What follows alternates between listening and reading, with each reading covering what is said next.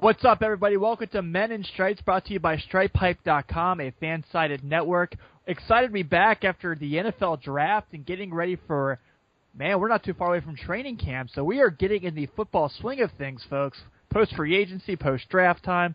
So it's time to have some fun and recap this year's NFL draft and our thoughts, as always, here on Men in Stripes. So it's great to be back after my time in Chicago. Tim Daniel here, as always, with our excellent co-editor of StripeHype.com, Mr. Matthew Wilson. What is up, Tim? Hey, man. So, NFL draft. Yeah. Of course, Matt and I were on. Yeah. Live. And you were there. I was there. So. You can see me on TV. Yeah, that's true. Yeah. So, you got to tell us a little bit about it. Yeah, I have no problem with that at all. So, as we've been talking about for 3 weeks now, yeah, I actually was lucky enough to be able to attend the NFL draft. And when I say lucky, I literally mean lucky.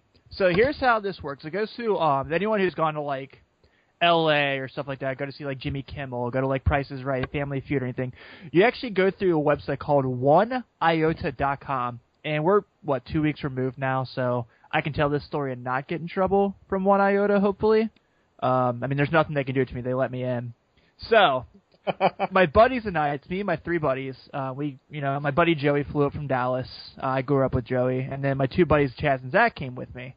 And so we get in the line, and we are looking deep. Like, it's like we're in Millennium Park. You know, that's where the Bean is and everything in Chicago. That's where Draft Town was, which is a really cool thing, man. Like, if draft's ever close to you, which I think it might be in Philly next year, definitely just going to Draft Town for a day. It's really cool to see.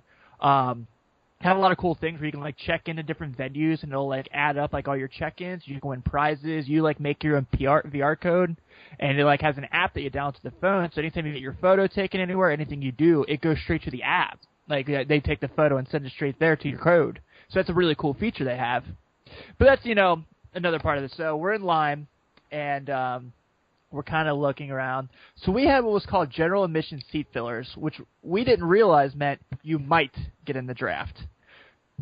So we're like, oh, man, this could be rough. And we're, like, looking around. We see this huge line. My buddies are like, man, this isn't going to happen. You know, we might not be able to get in. I'm like, no, just play it cool. It's like we came all the way up here for this. We're getting into the draft. So we get to the line. We realize we're in the row. We're with all the guaranteed people. The ones that are like, yeah, we have spots in the draft. We're set. We're good to go. We're like, oh, man, like, we're screwed. We're going to get in trouble. And I guess a lady that was in the general admission line, like, noticed that we were in the wrong line and said something to some people, like the people that were, like, letting us in. So we're kind of just, like, playing it cool, kind of, like, just coasting and trying to do our own thing. And so I tell my buddies, I'm like, go ahead and fold your tickets just where they can see the scan code. And that's why they just, because, there's so many people, I doubt they're going to, like, they're just trying to get everybody in. Sure enough, that's exactly what they were doing. So we literally get up there, we hand them our tickets. We're like, moment of truth, worst comes to worst, we're going to be in a bar in Chicago watching it. They scan us in. They give us, like, our passes. They take our waivers. They give us, like, the towels they're giving out. So we finally get into the auditorium theater. It's Roosevelt Auditorium. It's a beautiful theater. And we're on the second balcony for the first 3 picks. And how it works if you're a seat filler is if someone owns those, you have those seats till the person that owns them comes and gets them.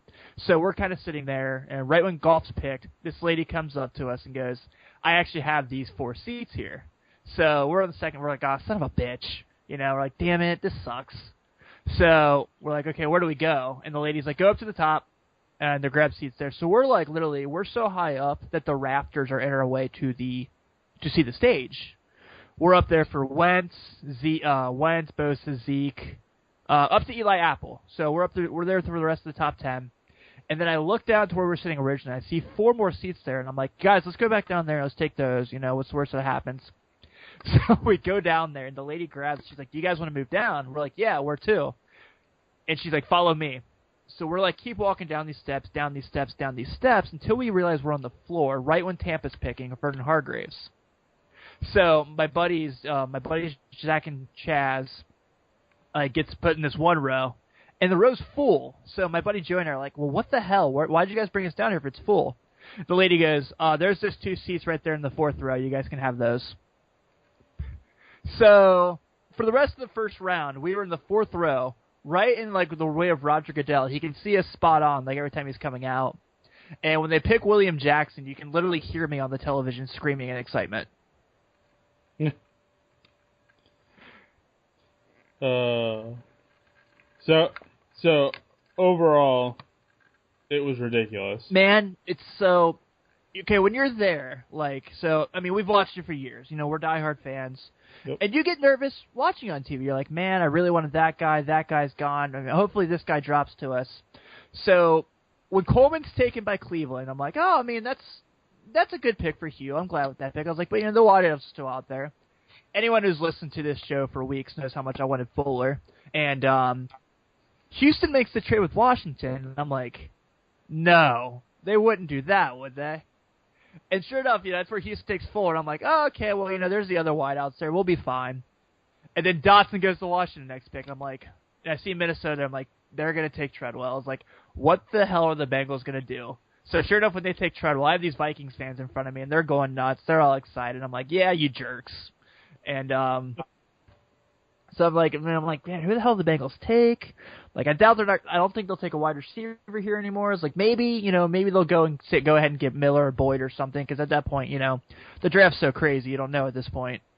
And when I totally slipped my mind about William Jackson if they're not in a bad way, but I knew Pittsburgh wanted him really bad. I knew Pittsburgh had circled him for everything we're heard. Steelers fans are telling me how excited they are that William Jackson III is going to be their number one corner next year. And for the Bengals to take him and just see all their disappointed faces was literally the highlight of the draft. Because you can literally, as soon as he picks him, you hear this loudly scream. That's me.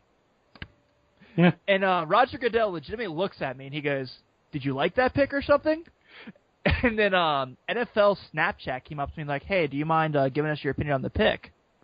So I actually talked on the NFL Snapchat for a bit how I really liked the pick. I thought that was a good move for the Bengals. I knew it was a player they wanted. They're shoring up their secondary. So yeah, it was a really cool experience. And anyone that has a chance to go, do it. And make sure that you have guaranteed seats, not potential seat filler.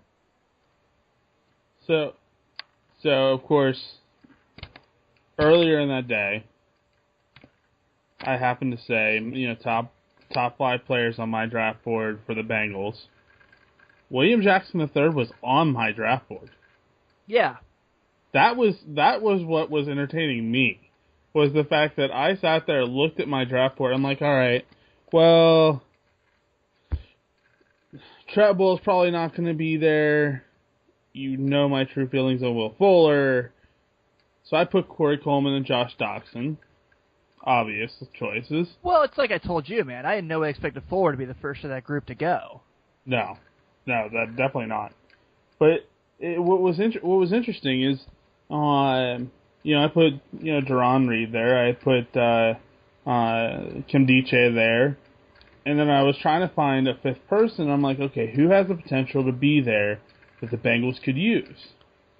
And I was looking down the list of everybody, and all of a sudden William Jackson III came up. I'm like, you know what? It wouldn't shock me. So I put him on our list. Yeah. And sure enough, his name gets called because everybody else was gone. And I just sit there laughing hysterically because I'm like, well, if there's ever one that I could sit there and say, you called a cornerback, it was one heck of a call on that one. But no, I mean it was even cool. Of course we were doing Men in Stripes live with Matt Rosa, who of course won last month's competition. Nice. You have been dethroned. All right. I'll get that back. But we were going through and so we I think we went through about the first 9 picks, I think. Because the last one that I remember was the trade for that. The Bears. Don't wipe up. Yeah, it was the Bears, and so it was really interesting how everything kind of went down and how everything was, at least from watching even on TV, and so. The Bengals pick just kind of capped off what was a ridiculous night. Yeah, So, I wouldn't say they capped it.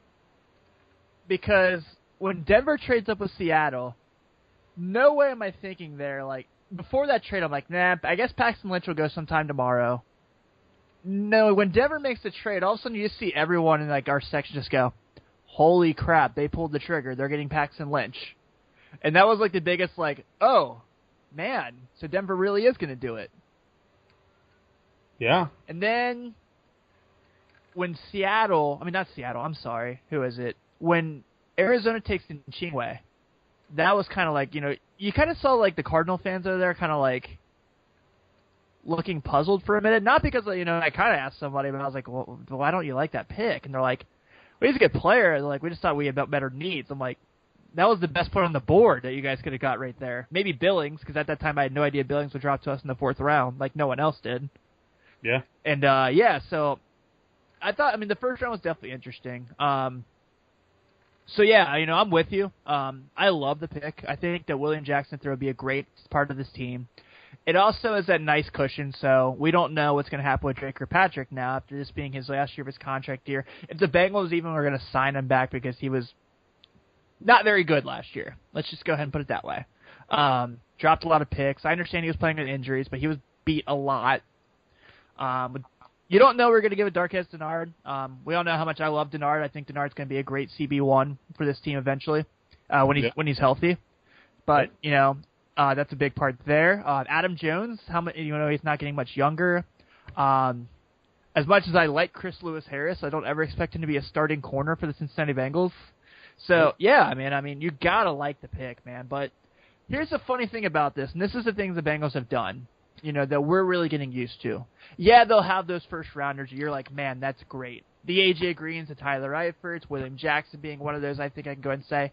It's those next rounds when they get those guys, and you go, how did that guy drop there? So you, being where you're at, you're in the Pittsburgh area, you've been talking about Tyler Boyd since we started talking about the draft. Yep. So that second round there, when they get Tyler Boyd, I'm actually on my way back from Chicago. I'm watching the draft on my phone, and I'm going nuts. And my buddies are like, what the hell happened? I'm like, the Bengals just got Tyler Boyd at the end of the second round. And I was stoked, man. Just so stoked. Just such another great pick. A guy that you can fill in right away and put in this team. Put in that slot there between LaFell and Green. He can play the outside. Just such a... I really, really love... I think that was my favorite pick of all of ours, except for Christian Westerman, because that kid is another steal that they got in the 5th round. Yeah. Absolutely. No, Tyler Boyd was an awesome pick. Definitely fills a need. I've sat there and said that the Bengals didn't need a first round pick for a wide receiver. They have AJ Green, who's their number 1. They're really going after a number 2 wide receiver at this point, and so for me, I love the Tyler Boyd pick. Yeah.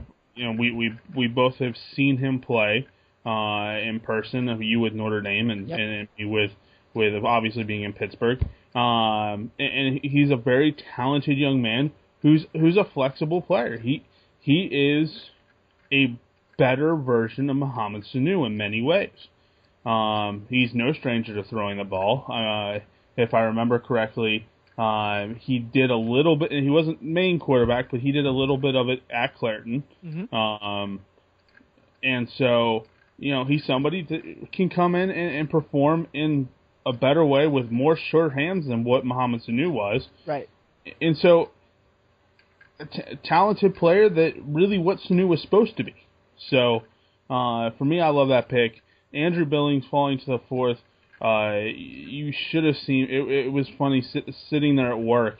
I'm watching the draft, and a new Bengals pick was coming up, and so I knew the Bengals pick was coming up, and so of course what do? I run to my desk to go write the article that Andrew Billings got picked up by the Bengals, and a steal that it was. But probably one that I'm still out on. I understand he's a good player. I understand, the Bengals, of course, had a need at linebacker. Nick Vigil's still not my favorite. Not mine either. Of that, I think they could have gotten a better value there. Mm-hmm. But, I mean, obviously, they were addressing need. They were. So, you can't blame them there. But, again, I'm all for the fact that they got Andrew Billings and then Christian Westerman in the 4th and 5th round, because, in all honesty, you're looking at 2 picks. One should have been a late 1st round, early 2nd round. The other one should have been a mid to late 2nd round pick, and they're in stripes for a steal. How the hell did you get Christian Westerman in the 5th round? Like, have you watched his film? Yeah. Yeah. Dude, like, I watched the USC game, because I don't watch much Pac-12 football. I mean, obviously, when Notre Dame plays Stanford and USC, I got to cover those games. But that's about it. So, like, I watched some of the clips. I watched a little bit of the film. I watched the Arizona State game against Stanford, who we know is all about their nose tackles, and USC, who are going against guys like Sua Cravens, who got taken in the 2nd round. And he is running these people over. Like, he's like lead block on reverse plays. He is doing all these things, man. And it's just absurd. Like, they're talking about he potentially look at being a center. So, there's that fit there. I did also see they were talking about potentially Jake Fisher at center. That's going to be a conversation we can have later in the show there. But, yeah, to get Christian Westman there in the 5th round, it's my favorite value pick. I'll tell you one I think we're really going to be really liking down the stretch here. I like getting Cody Core a lot in the 6th round. Mm-hmm. I think that he, the way that Paul Derriter of the Cincinnati Enquirer put it, it's my favorite quote of the draft as far as like analysis for Bengal picks is, it looks like a team that watched a lot of Laquan Treadwell on film and saw another guy that kept jumping off the screen. So, and I like Core. I think Core could be a really good 4th wide for this team with LaFell, obviously with Boyd and Green. Well, 5th wide if you count Eifert. And then I think that's a nice play for them. He's probably a guy you can probably count on to get about 20, 25 catches. You don't know what's going to happen with James Wright. You don't know what's going to happen with Mario Alford. So to get Cody Core to add to that depth, I really like that pick in the 6th round. Yeah, definitely some. Again, we knew they were probably going to need a number 5 guy at a minimum. So I mean, it definitely is one of those picks that I think they got somebody that filled a need for sure there. Again, I mean, Bengals. I don't think the Bengals really disappointed in terms of leaving you feel like they still really had to have somebody else that they didn't address. Right. I think this was one of their better overall picks where they went for they kind of went for the best player on the board in some instances, but the best player on the board fit everything that they were looking for. And everything they needed. So definitely best of both worlds there, and I really can't be mad at them there for sure. We wrote a piece, this week about, or actually I think it was last week. I'm sorry, about which rookie would be the most impactful, and I really looked at, William Jackson III, Tyler Boyd, Christian Westman, and Andrew Billings, the 4 that I think we really could see out of the gate starting, or at least part of the starting rotation, I should say, with Billings and Westerman there. But, the one thing I think with all 4 of those players is that Tyler Boyd is going to be, I think, the biggest surprise in terms of even what people are thinking, a second-round pick can give you. I mean, I honestly think that if he wouldn't have been transitioned into more of a running back role this season in Pitt, obviously because of some outlying issues. Yeah, some unfortunate stuff, yeah. Which, he from everything I've heard, he's, been at practices and been at, spring stuff and I mean, he's been having fun and trying to keep everything light and still trying to keep himself in shape. So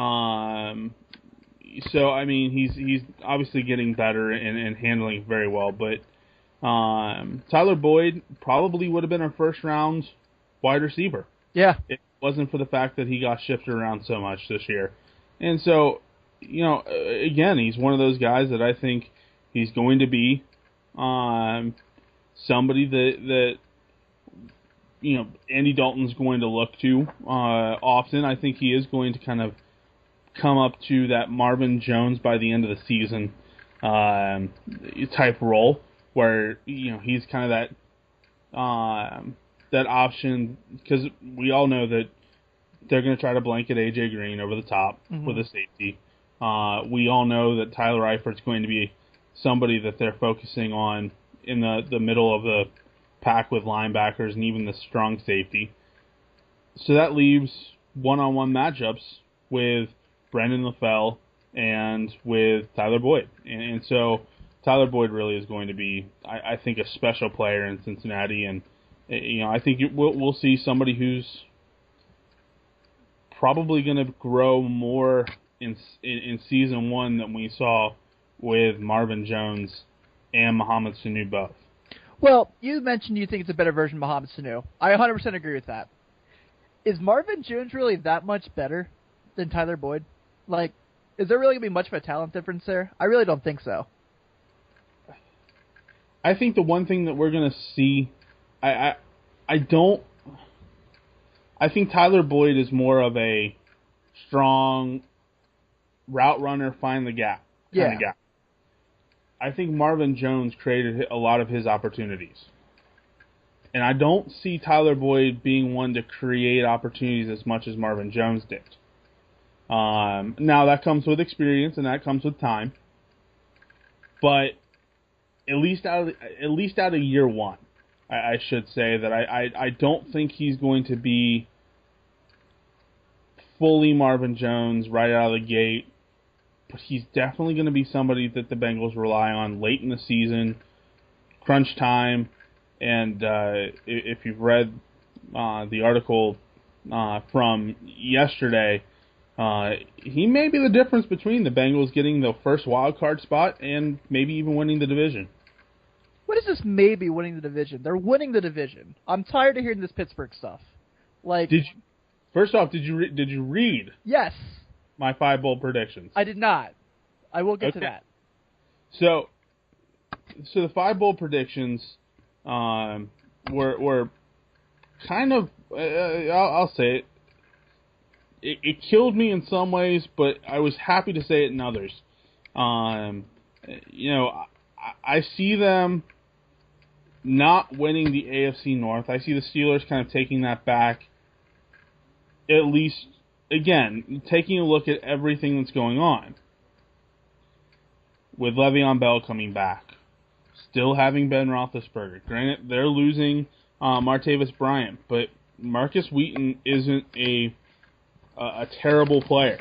No, he's not. And trust me, I know how amazing their offense is. But we know Le'Veon Bell is probably going to miss at most 3 games because he's Le'Veon Bell. Yeah. We know that the secondary is still terrible, and they even lost their best corner. Yeah. I understand that their front 7 is pretty impressive. Cameron Hayward's had a hell of a year. James Harrison still plays at a high level. But their secondary still can't cover you and me. So I'm just not sold on them yet because as far as 1 through 53 goes, I think the Bengals are a better team. Yeah. And I think that's what frustrates me. Like, and they the Steelers draft was not one to write home about. I understand they're not a team with many needs. I just don't feel like they're a better team than the Bengals 1 through 53. Well, and it wasn't so much about that. It was more looking at the fact of if everybody was on an equal playing ground, the core people stay healthy, then I think the Steelers win 12 games, and I think the Bengals win 11. That's looking at everything in a completion.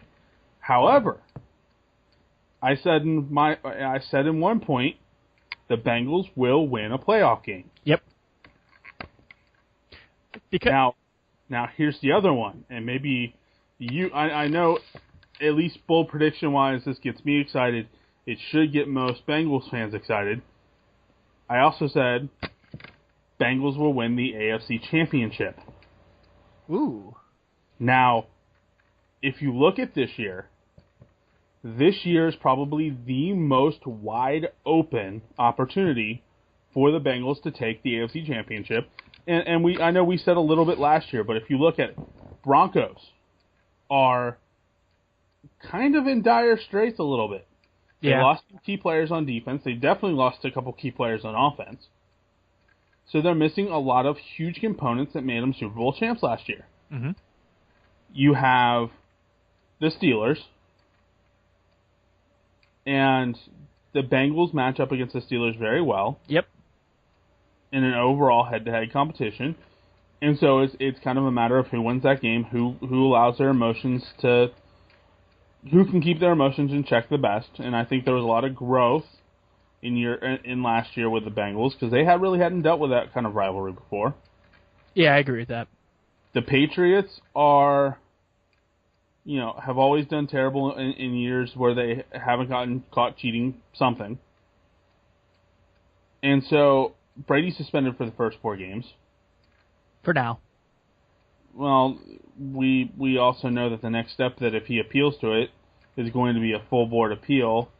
But even then, the Supreme Court's not going to take that on and the minor board even voted and said, listen, Roger Goodell has every right within the CBA to suspend you.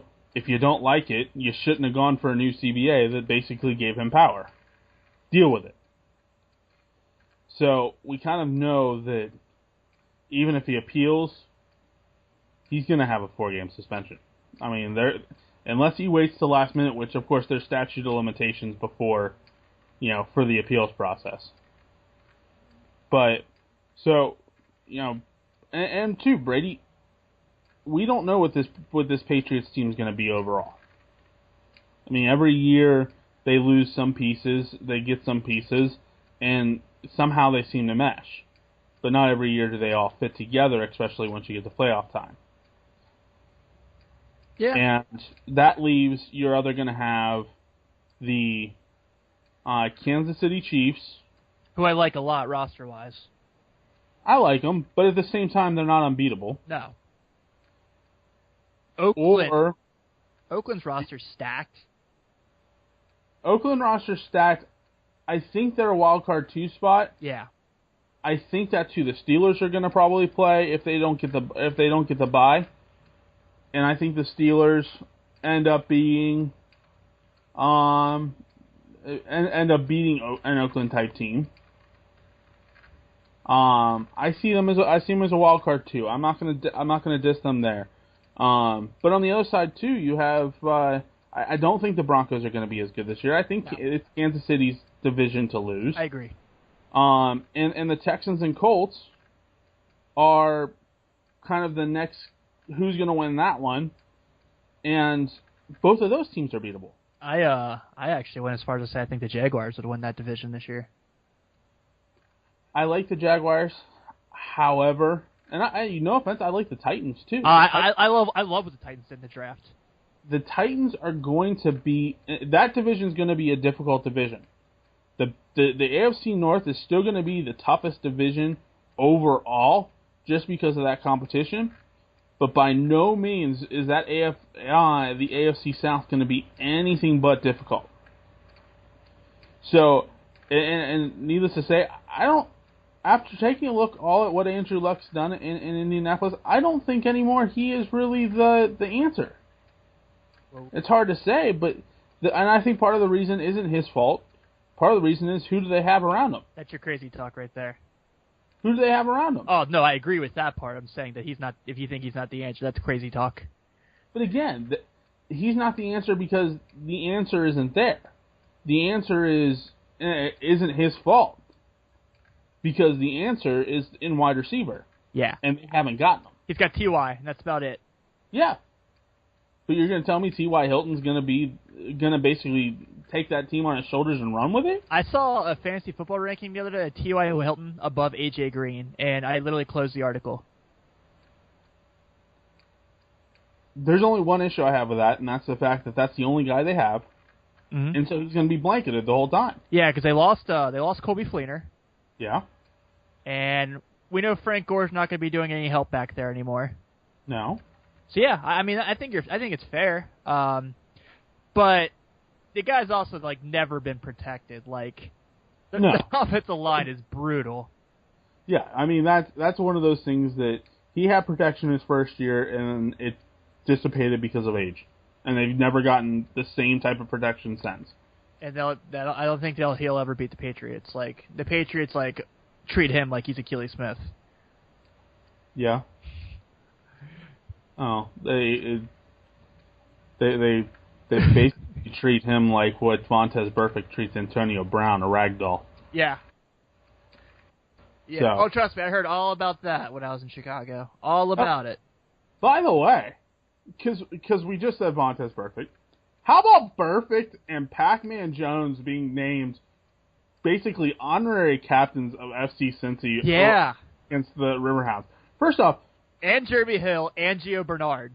First off, the Riverhounds are terrible. Are they? They actually just got rid of their best scorer because he decided to spike one of the Red Bull 2's strikers in the back after they both got tossed. Nice. The red cards. So you really don't need to poke that bear because that bear's already pretty much hibernating. Mm-hmm. But we're still salty over here, so true. We're never gonna let it go until something bad happens. I was laughing hysterically at it. Oh, dude, it's awesome because it's the Vontaze Burfict and Adam Jones part of it. Okay, the big debacle. Then it's the Jeremy Hill part who had the fumble. It's the Giovanni Bernard part where Ryan Shazier had the illegal hit that wasn't called illegal. So it's okay, we know exactly what you're doing. Oh yeah, so it kind of made me laugh a little bit, so I had to bring that up. Yeah, I loved it, man. I thought it was hilarious. Let's go around the other teams in the division real quick, though. It's kind of review their drafts, what you thought there. First off, it's a good thing the Bengals got Boyd and Core, because if they didn't, I'm pretty sure the Browns would have drafted him with how many wide receivers they got. Yeah. 6 wide receivers in a draft. One draft. Well, do you really want me to go there? That's hilarious. So when is Andrew Hawkins coming back to training camp for the Bengals? Because I'd love to have him back. He's about out of Cleveland. Obviously they aren't fully trusting that Josh Gordon's going to be back. Cause, no. And of course, because he wasn't reinstated, so technically he wasn't part of the NFL. Even though he failed another drug test, all they can do is push back his hearing, reinstatement hearing. There's 2 guys there. Yeah, I will say this. I absolutely love them getting Corey Coleman. If I were a Browns fan, I'd be stoked that he was going to be on my team. Yeah. I love Coleman. I think he does a lot of great things. He was my number 1 wide receiver. Yes, he was. And so, I mean, there's a lot. I think that he's going to do. He's going to be the guy there, obviously. We know this. And, obviously it's going to be a little difficult having Robert Griffin III throw to you until next year when Deshaun Watson's throwing to him. But, yeah, so I think that he's going to do some good things there. Honestly, man, I don't expect the Browns to compete this year by any stretch of the matter, but I like what Hugh did with his first draft, and I like what he's doing with this team. I like that he's trading back, and he's loading on draft picks, and he keeps trading back, and he keeps trading back and getting draft picks, and now I liked him bringing in Robert Griffin just to kind of see if it's a project, he can get that to work again. I like that he went out and, he went and got those key players that he needed. I like that he has Duke Johnson. I think Duke Johnson's a pretty good running back for this team. I think that's going to be a decent tandem there. Obviously, as Barnage. So, no, I don't expect him to compete, but I like the plan they're putting together. If I were a Browns fan, I wouldn't be optimistic about this year, but I'd be excited about what he can bring if Jimmy Haslam actually gives him patience. Yeah. That's a big if. Yeah, I mean, it's going to be interesting for sure. The Browns. Mm-hmm. The Browns again are one of those teams that we're seeing the NFL version of Moneyball. Yeah. And so to me, it's going to be one of those, okay, will it work in the NFL? So it's still yet to be seen. And the Bengals will have some competition in the future if everybody pans out like at least what Cleveland fans are hoping. My only issue there still is Robert Griffin III. Fair. I think at this point he is still, dare I say it, almost like a cancer. Because it's the Robert Griffin III show. And what's going to happen this time, or the next time that he's not the guy? You know, look what they did to Hoyer. Right. They wanted to get the rookie in to try to give him a shot and see if it would work out. That was fun. And I mean, he next year he was out of there. But I mean, Robert Griffin III threw a fit when he was benched. So I don't know. I think until Robert Griffin III either proves that he is the guy or is kicked out of there because he's a cancer, we'll never know really what the Browns' potential is. Yeah. But, I mean, yeah, I'm with you. You know, I do like them getting Emmanuel Ogbah and Carl Nassib. I think those are good picks for them. Even Sean Coleman's a good pick. Yeah. I don't love Cody Kessler. I've been talking about this, not just because he went to USC. I've seen him play in person. I've been there, and I've been 10 feet from him watching him throw, and I just don't see a guy that's going to go in there, and it's why I made that joke. Like, I think Cody Kessler this year will back up Robert Griffin III, and I think next year he's going to back up Deshaun Watson. Yeah, I mean, we'll never know, obviously, until it actually happens. And everything we're saying, of course, is guesses at this point. Yeah. So let's move on, because I know there's one guy that you probably are excited to talk about, even though he's on an enemy team, and that is Baltimore Ravens. Yeah. Pick Ronnie Stanley. Yeah, I think. When we did our mock draft, I had made that pick for Baltimore. Yeah. I thought it was the best pick for them. I think that, you know, and I honestly do like Stanley better than I do Tunsil, and that's before obviously anything came out, as far as like the gas mask and everything there. I just think as far as like being pro ready, being more athletic, the feet work, I think Ronnie Stanley's the better fit for the NFL. Baltimore's had a very big in and out in that left tackle position since Jonathan Ogden retired. So this is that guy you can stuff there for about 10, 11 years, and you're going to be fine. The athleticism's there. The football IQ's there.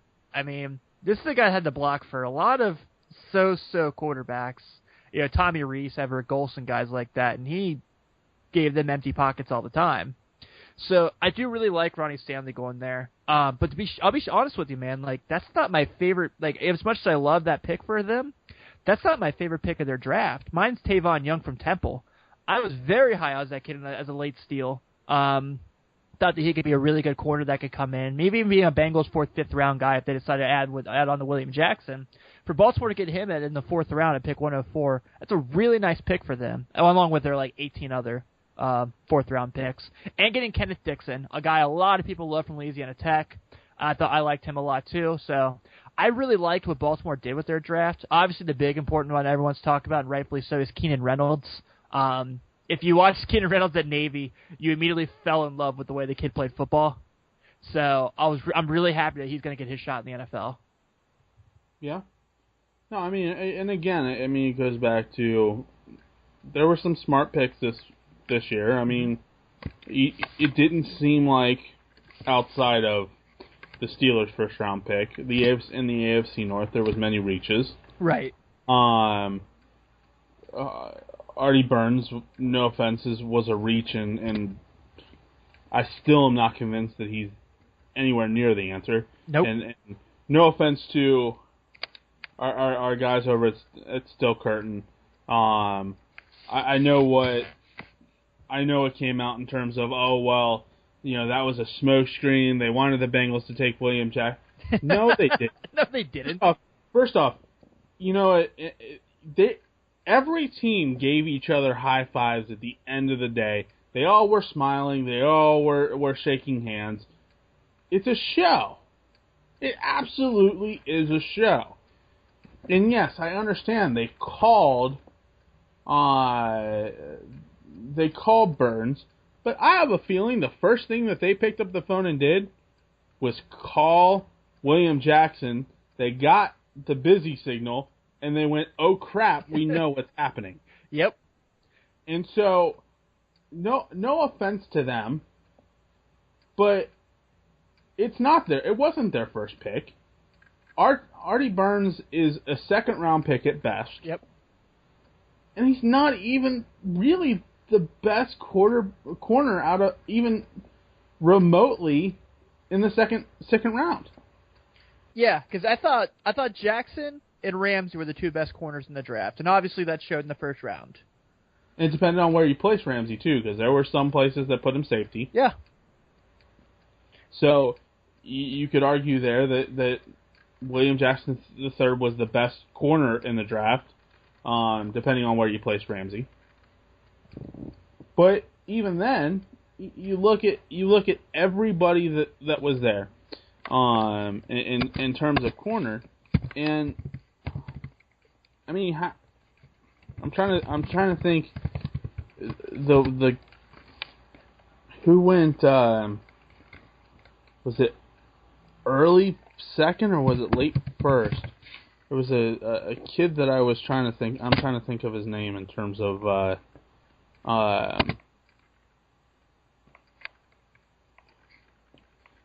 I knew I was going to blank on somebody tonight. It happens every time, doesn't it? Hold on, I have it up right now. So the Bengals took Jackson. Yeah.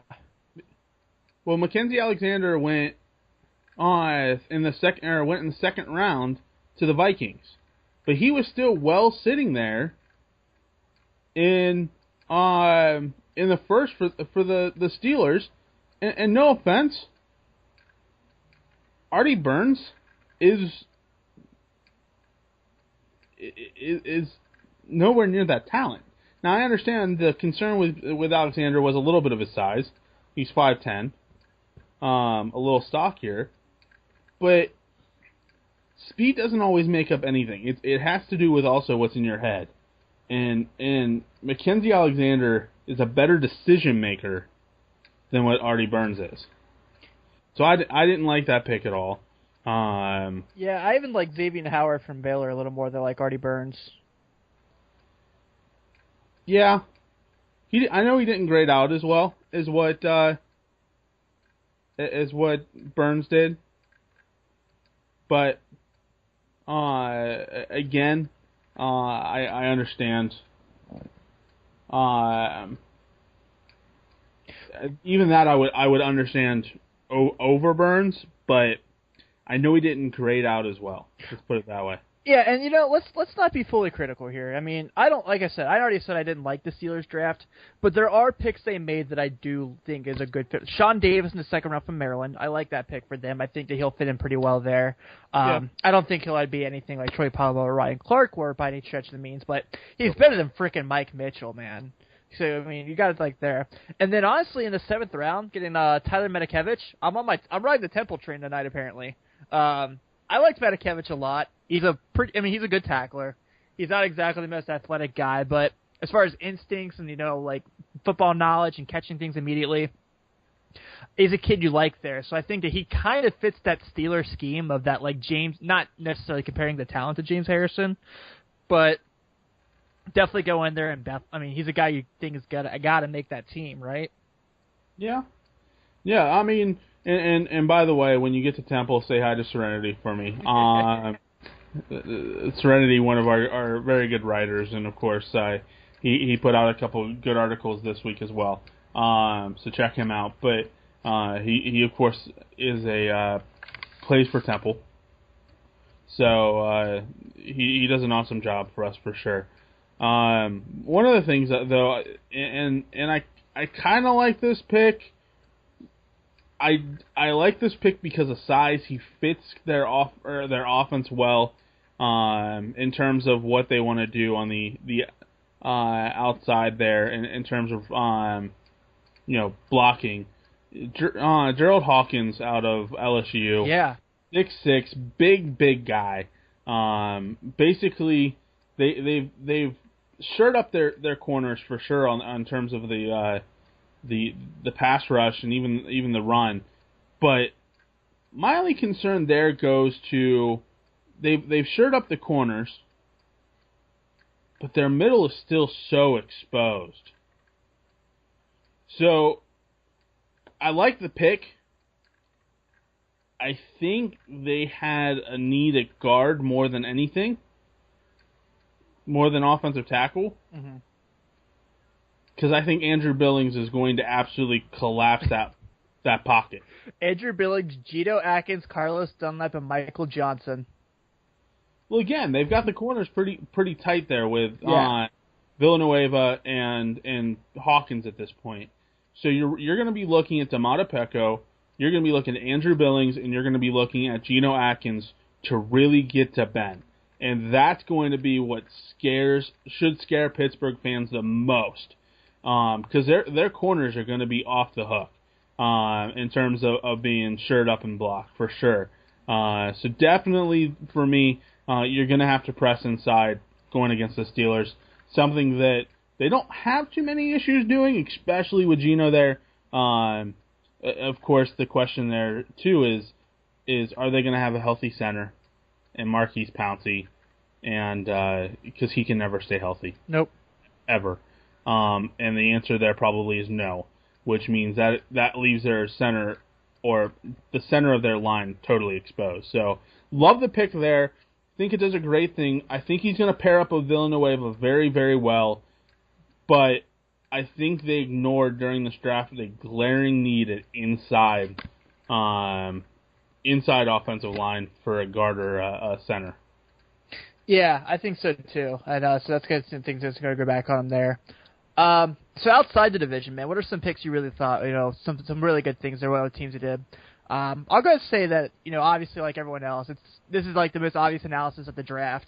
You got to love the Dallas Cowboys getting Ezekiel Elliott with that offensive line, right? Zeke. Dude, like I already told my buddies in my fantasy football league, I'm like, because I picked second in my draft this year, and with keepers and stuff, like I was like, yeah, that's my first round pick. Like I'm taking him then. So obviously I love them getting Jalen. I think that if Jalen gets healthy, I think the Cowboys knew something that they didn't tell everybody when that surgeon did that surgery. Obviously, so I like what the Cowboys did a lot. Another team I really liked that really did some things in the draft, man. Obviously Oakland, Carl Joseph. I loved Carl Joseph, so getting him there, thought that was a really good pick for them too. I've got one very big one, and we've touched on him a little bit, and that's the Jacksonville Jaguars. Oh yeah, dude! Holy Miles Jack in the second round, who, by the way, was the second best rated player in the NFL draft, according to NFL.com. To Jalen Ramsey. And Jalen Ramsey in the first. Yeah, like unbelievable, man. Then they get Sheldon Day in the fourth round. They got loaded. Like their offense was already like stacked, and they made good moves, and like they get Malik Jackson. Like, yeah, I loved what the Jaguars did. I really liked what the Titans did too. I liked getting Derrick Henry to go along with DeMarco Murray. Yeah. I don't agree with what people are saying that eventually Derrick Henry's going to take over for DeMarco Murray. Like, not yet. I think that's a little absurd, but I do like that pick for them. I think the Bills are going to have some issues on their defensive side of the ball, and that's how are they going to get Reggie Ragland and Shaq Lawson to ever speak to each other after that championship game? Right. Good problem to have because both of those guys are incredibly talented, but still. Yeah. Oh man, and then I think like did you see that report? I think like Cardell Jones had been like planning on Buffalo already or something like that. Like he somehow he knew he was going to Buffalo. Did you see that whole thing?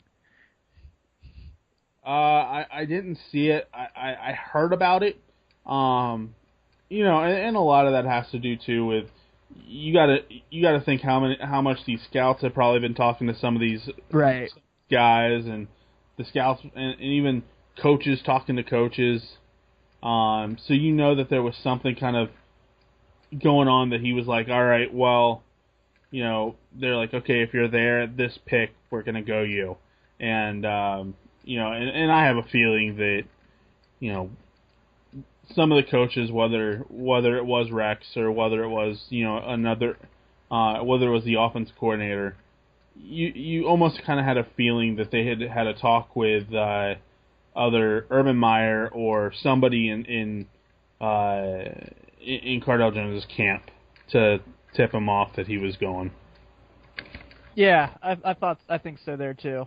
But yeah, man, I thought that was a fun draft, and I liked that pick a lot. I'll tell you what, being there, the most surprising pick wasn't Tunsil falling so far. Was actually at number 3 when the Chargers took Bosa. That place was like, there wasn't like some big like loud roar or some like holy moly, that's great. It was kind of like, you just saw the people, like everyone around this go like, because at this point the Tunsil video had not come out. So, you know, going into that, everyone thought Tunsil was going to San Diego. Yep. And then, like, right before, I think, like, right when the draft started, Adam Schefter had that tweet that said Joey Bosa talked to the Chargers for an hour the night before. And so it was like, oh, all right then. And, like, the place was just, like, stunned. And then when the Cowboys picked, it was a little leery because a lot of people were like, are they going to go Elliott or are they going to go Ramsey? And you could tell everyone's like, Ramsey, it's going to be Ramsey. Ramsey's going to Dallas. It's a great pick for them. And they took Zeke. Like, people were like, that place blew up. Like, Cowboys fans were going nuts. Well, no offense, and if I am Phillip Rivers, I'm asking to be traded. Yeah. Because I've got nobody to protect me. I mean, Max Turek, good kid, but I like him. Again, I mean, he's one of those guys that you're kind of shrugging your shoulders at and going, okay, is he really going to shore up? It's okay. It's really going to be one of those that, you know, if they shore something up, there, I think he's fine. If they don't, I honestly think his health is in jeopardy. His maybe life is in jeopardy. He might be right there. So I don't know. I don't like that pick, or I don't like that draft. I think overall Joey Bosa is great. I think he's a great pickup. I like the pick there, but at the same time, I just don't think that they got what they needed, and I think their draft grade. I haven't seen their draft grade. I think it honestly should reflect what one of the lower grades in the draft for sure. Yeah, I'd agree with that. All right, so you ready to get this?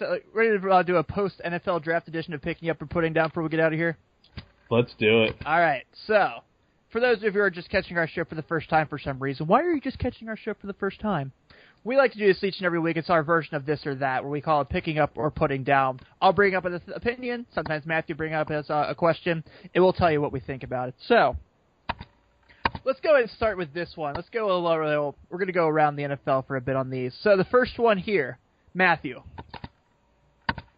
Carson Wentz will start more games for the Philadelphia Eagles this year than Sam Bradford.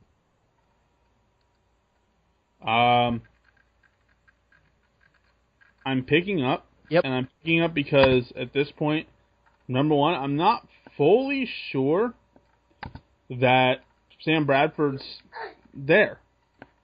I think his camp is still trying, even though he's going to camps and participating in OTA stuff or off-season stuff. I still think his camp is pushing for a trade. You know, so I don't know how much they're really going to be using Sam Bradford. I mean, the goal there is to be able to give Carson Wentz as much time as possible before they throw him into the fire. But yeah, I'm still unsure that he's going to be there. I'm going to pick up also for the same reason you have, but I just think Sam Bradford, even if he does end up playing, Philly will get hurt. Yeah, it's just bound to happen. Yeah, it's history. Yeah. All right. So next edition of picking up or putting down for the ever so obvious one if he stays 100% healthy, which he probably will with that offensive line, Ezekiel Elliott will be the NFL's Offensive Rookie of the Year. Will they allow him to wear a crop top? Probably. Yes. It's Jerry's world, baby. Yes. Picking up, in all honesty, I think we see, I think we really see flashbacks to Eddie George. Dude, I agree. I think highlights are going to consistently put him next to Eddie George. I think he is as talented. Obviously, he's without the hardware that Eddie George had with the Heisman Trophy, but at the same time, how can you hate this kid? This kid is incredibly talented. I really like him. I think he's going to be. I think he really is going to be, the next guy. And dare I say it, I think he has the potential to break Emmitt Smith's records. I think that he is the most complete running back prospect to enter a draft since Adrian Peterson. I have no shame in saying that. Dare I say he may be he may physically be a little more talented if he can get the line to block for him. Yeah. So we'll see what happens there for sure. All right, so let's focus on the Who Dey side of this. Tyler Boyd will lead all rookie wide receivers in touchdown receptions this year. Say that again? Tyler Boyd, the Cincinnati Bengals second-round pick, because we know how much the Bengals like to hit those slot receivers in the red zone, baby, will lead all NFL rookies in receiving touchdowns this year. He's got the best quarterback of all the rookie wide receivers that are going to be starting. Yeah, I'll pick that up, and I picked that up because I don't think that Josh Doctson has the same there with Kirk Cousins. No offense to Kirk Cousins. I mean, he's a decent quarterback. Yeah. Teddy Bridgewater. Bridgewater's quarterback in Minnesota, right? Yep. So I don't think Teddy Bridgewater touches Andy Dalton. He's good, but that defense is so much better than what that offense is. So that kind of eliminates Treadwell. Yeah. Corey Coleman's in Cleveland. Right. That's all I have to say with that. That leaves, of course, Will Fuller. And no offense, I'm not sold on Brock Osweiler being in Houston. I'm not either. And so, of course, he was playing for something in Denver. He's not really playing for anything in Houston. He's not playing for a starting role. Right. I mean, how many times have we seen, and we'll use Cincinnati boy over in Pittsburgh, we'll use, Josh Harrison as a great example from the baseball perspective, how much better he was when he was fighting for playing time in that first year. I mean, obviously, his second year was slumped off last year, and this year he's kind of picked back up. But when you're fighting for something and when you're trying to improve yourself, and you're trying to really earn your spot, you've got so much more to play for, and you have so much more determination compared to when you're comfortable. Yeah, I agree. All right, last one. So the last one we're going to have here on this week's edition of Picking Up or Putting Down. We've had all picking ups so far, by the way. We're making history. Christian Westerman will end up being a starter on the offensive line for the Cincinnati Bengals by the end of the regular season.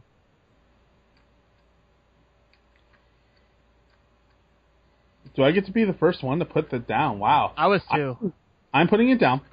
I am putting it down because of one thing, and I have been calling this from day one when everybody was calling for center, and that is they have been working out Jake Fisher at center to possibly, if need be, take over that role. And I think that is a perfect move. As I said, he is one of the most flexible offensive linemen the Bengals have seen in years. And he is possibly going to be the center if something happens to where they've completely lost faith in Bo Dine. And so I think next year he's in. Yeah. I think he may rotate in with guards late in the season. I do not, however, think that he will be the feature starter for the Bengals in 2016. I think they took him to be in the game plan. I think he's going to be a rotation player. I agree with you. But because I think Kevin Zeitler is going to sign back, and by the end of it all, honestly, I think Kevin Zeitler will be back on this team. I just don't know what they're going to do with Clint Bowling. Not that Clint Bowling, anything he's done is bad. He's been a very good player for this team. I've appreciated what he's done. But I feel like they took Westerman just to fill in that spot if we do get to a situation where Bowling's not here, and he gives him that leeway to do that. Yep, I fully agree with you. Yeah. So I think with that being said, we can go ahead and close out this week's edition of Men in Stripes, brought to you by StripeHype.com. Hey, man, glad to be back. We had to fight a lot of things last week, but I'm glad we can finally get everything together and get this going this week. Yeah, enjoyed it. We actually kept it to an hour this week. Wow. By the way. Yeah. Were you Team Captain or Team Iron Man? You know, I hate saying this because, you know, as much as I love the military, I love my boys that because I have so many family members who are military. I'm Team Iron Man. What? I'm technology. I love the technology side of things. Not to mention Robert Downey Jr., of course. As arrogant as Robert Downey Jr. can be, you gotta love the character. The character fits Robert Downey Jr. as a personality. Did you see Civil War? I have not yet. Oh man, it's great. I gotta say though that I will be Team Iron Man. No offense again. No offense to our boys and girls overseas. Our military is totally awesome, but yeah. Even they know technology rules all because that's what they're using to fight in today's warfare. So, go Iron Man. So I saw it Saturday morning, right. and with my stepdad, and we loved it. And then the next day was when Samantha flew in from Hilton Head, and I was like, "So we're gonna go see this tonight." So I made her go see it with me for a second time. What did she think? She loved it. She likes that stuff, so it was pretty cool. Yeah. So it was nice. I'm married to that too, so. Yeah, it's awesome. Well, hey, man, we'll let you get back to it. Thanks again for another fun show this week. Everyone enjoy the week. Talk to you next week, and hoo-day. Hoo-day.